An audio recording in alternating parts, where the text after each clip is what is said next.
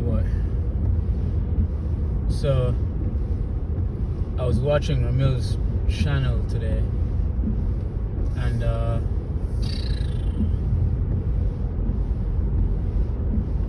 lot of these guys are seriously butthurt over this whole Kevin Samuels thing. But anyway, they accuse him of faking it till he made it. I don't know. I don't know how you could be mad at somebody who faked it till they made it. Now, if you was faking it, just telling lies, I understand. But you see,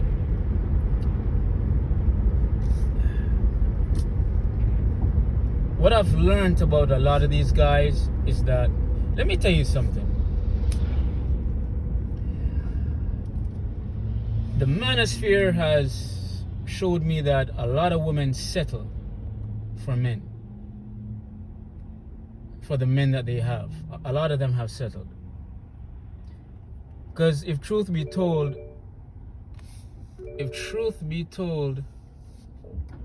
a lot of guys are not smart. They're just as overly emotional as the women are. And I've learned that just watching some of the guys in the manosphere. And a lot of them they're very jealous. There's really no distinction. Well, I'll take that back.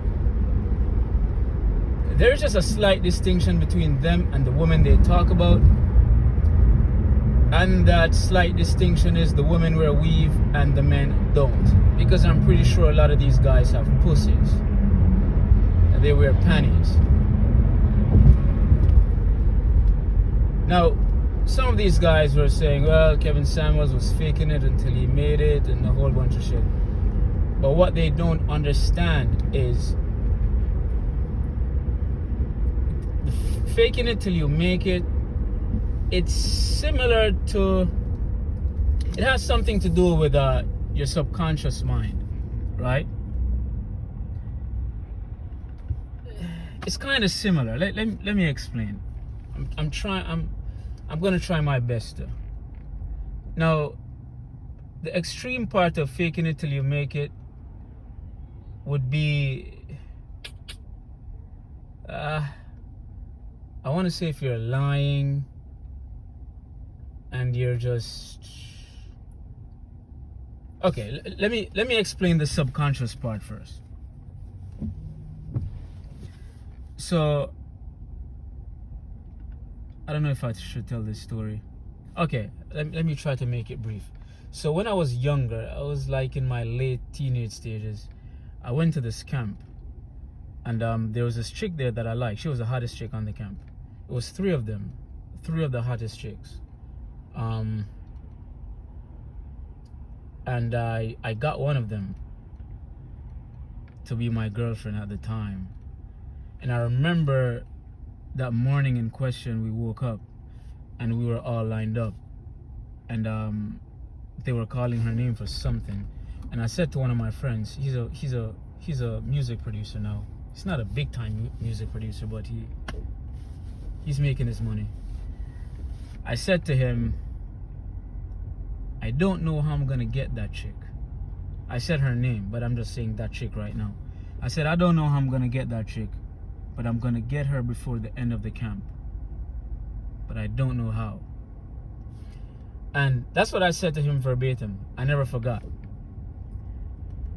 And deep down inside of me, I believed what I was saying. I believed I had to get that chick.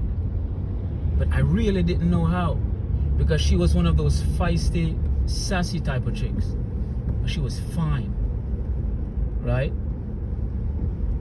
I think it was like 2 or 3 days later, they broke us up into 4 groups. And in the 4 groups, they broke each groups up into some subgroups. And what happened was they paired me up with her when they broke us up into subgroups. They paired me up with her, and from there on, she was my girlfriend.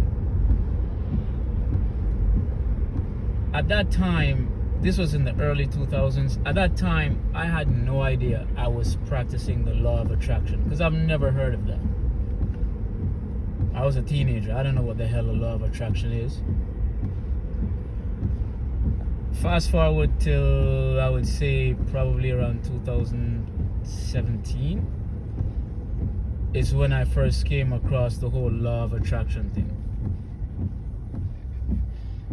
Now, with the law of attraction, they teach a lot about the subconscious mind and how you can attract certain things to you.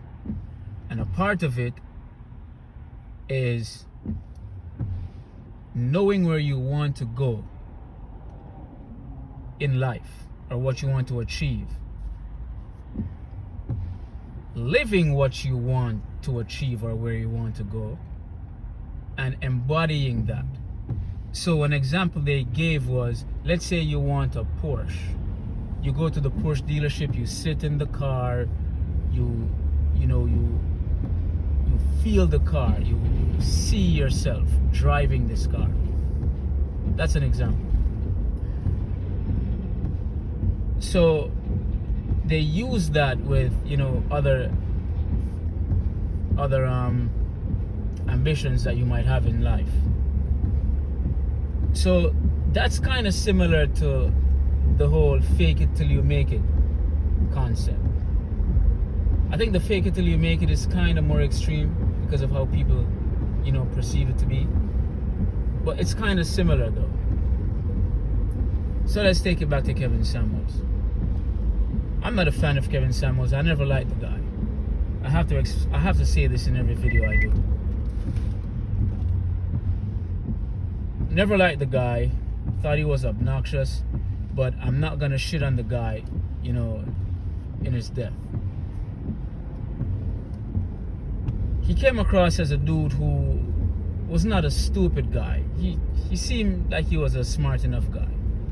And I'm pretty sure he knew about that part of, the law of attraction. So the guys were accusing him of faking it till he made it. I really think the guy was practicing that aspect of the law of attraction, if you ask me. So he played a role until the role became him. Because like I said, I'm not picking up for the guy, but I'm being truthful.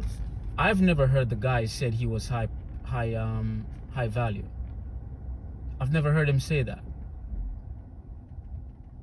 What I heard him say was that he's speaking on behalf of these guys who are high value.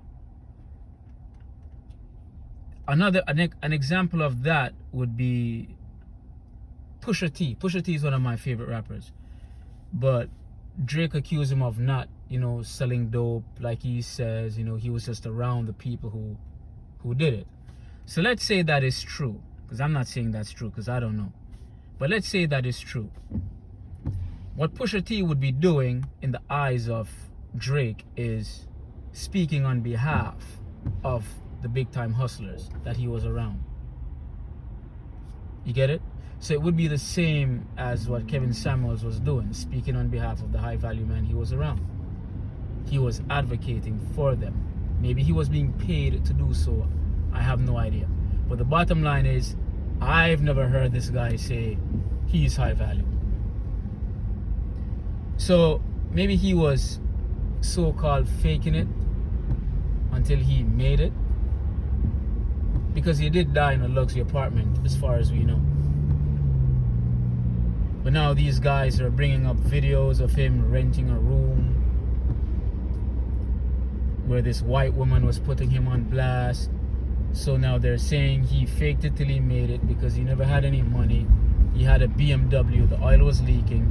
And grant you, a lot of these guys don't even have a car. They drive a hoopty, but they're criticizing Kevin Samuels for having a BMW with an oil leak, which most cars have oil leaks. So they were saying he was broke and he was faking it till he made it. And I'm like, okay. So if he actually made it, where's the criticism then? if he faked it until he got where he was, which is, like I just explained to you, a part of the law of attraction. Well, I mean, well, what's your beef? What it is a lot of these guys are really jealous. Let me tell you, fuck the brotherhood. There's no brotherhood, okay? None. These guys are just like bitches. They watch each other, they pocket watch each other, argue with each other over stupid shit, and they're jealous of each other. They're just like bitches. They're just like the same bitches they complain about. That's why I don't tie myself to any of these motherfuckers. I don't like most of them anyway. And they don't like me either. I could give two fucks. But they're just like bitches. They do what bitches do. Dig down in your past. Dig down for shit to try to expose you. That's what women do.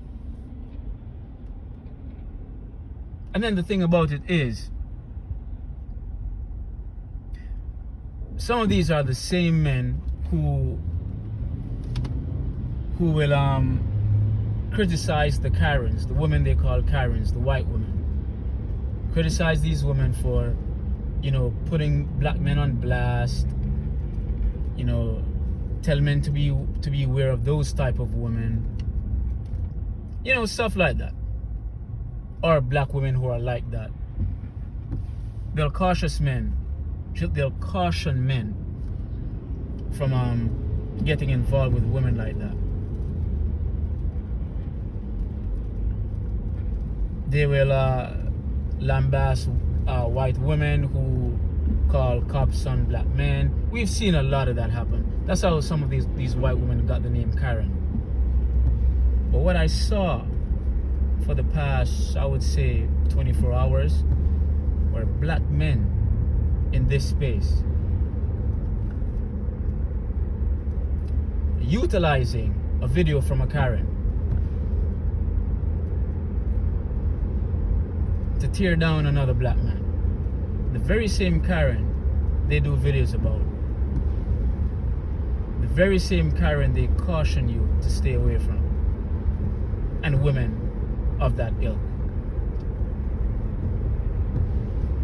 And they threw out all of those principles so they can use this video to try to denigrate a dead man. And my question is, okay, we're from there. So you find all of the dude's dirty laundry and you talk all this crap about the guy. Where do we go from there? Where? You've done all of that. What's next? What's there to gain from doing all of that? These motherfuckers are pieces of shit. These motherfuckers are some bitch ass. I'm not talking all of them, but for the most part, there's some bitch ass niggas for the shit they're doing right now. And that is the truth. It is what it is. I don't respect that shit. Whether people care about whether I respect it or not, I just don't respect that shit. That totally goes against everything these guys claim they built the space on. The premise of the space, the foundation of the space. The so-called desired brotherhood. I get it. Kevin Samuels was obnoxious, you know. He spoke some truth. He got on a lot of guys' nerves. But I mean, god damn, man. I didn't like everything he said. But you will not find me out here trying to dig up anything. And I wouldn't even do it to you guys. You guys are bitch made, man. Bitch made. Anyway, I'm out, yo. Peace.